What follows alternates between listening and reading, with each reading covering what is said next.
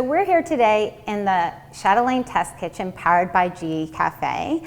And what we're going to be doing today is my favorite kind of dinner, which is one that can act as a lunch the next day. You say leftover, I say lifesaver.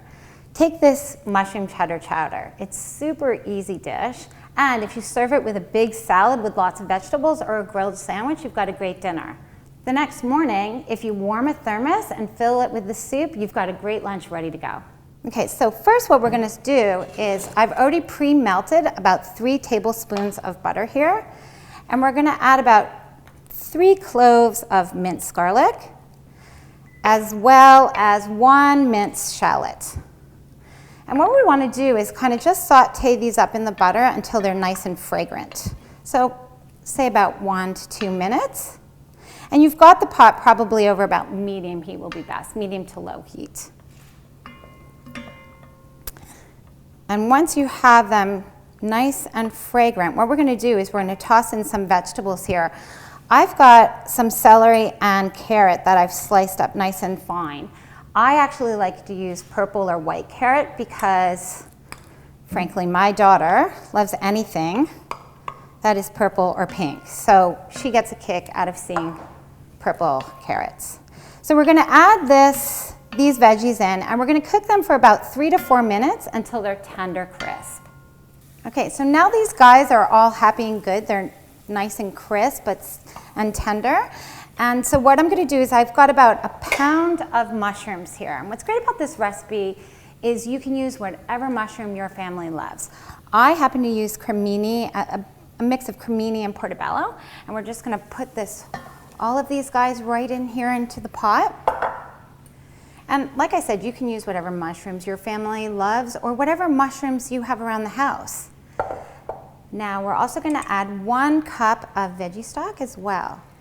Now I know you're looking at my pot thinking, that's never going to work. How is she going to make all of that in this pot? But what's going to happen is we're going to leave these guys in here for about 15 minutes. It's all going to reduce down delicious and pick up all the flavors of the carrot and the shallot, and we'll have plenty of room to build the rest of our soup. Okay, so while we have our mushrooms in the pot and they're all going to reduce nicely, we're going to build a roux over here. So I've got the other half of our butter in the pan and about another 3 tablespoons, and we're going to add equal amounts of flour. And when we do so, you're just going to want to continue whisking the whole time. You don't want it to ever kind of sit. And we're going to get it nice and creamy until the flour is all completely incorporated.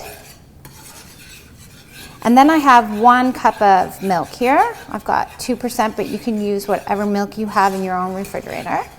We don't have to be too specific here. And we're going to add it to our roux. And you're going to keep whisking the entire time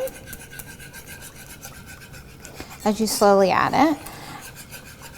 And what you're going to do is you're going to give the flour some time to build and thicken this.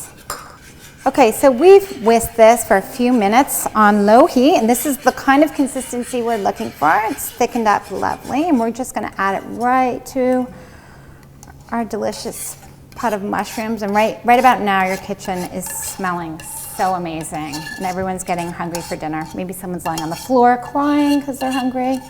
Does that happen to you? It happens to me all the time. And we're just going to stir this delicious roux into our mushrooms.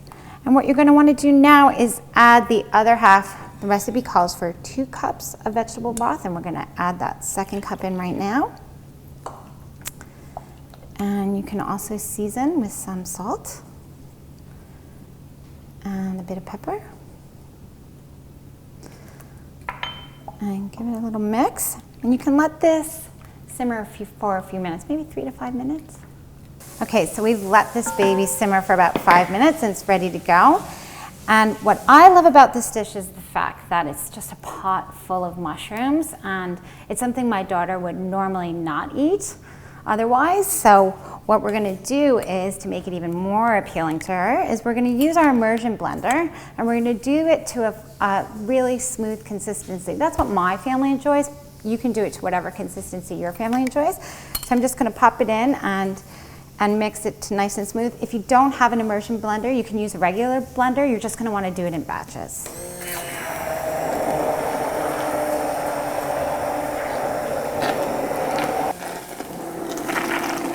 Okay, so this looks nice and creamy and delicious, exactly how my family loves to eat it. And like I said, what's great is that my daughter gets a nice healthy dose of mushrooms with this dish. And what's so great about mushrooms is the fact that they really do help with the immune support, and they're full of vitamin D. And as well, they have the antioxidant power of a red pepper. So what we like to do is make it nice and smooth like this. And then, like I said, it's a cheddar chowder. So we've got some freshly grated cheddar cheese here. And we just sprinkle it right on top. And we finish with a little sour cream. And when you stir that through, it makes it even creamier and richer and more delicious, and it's so good.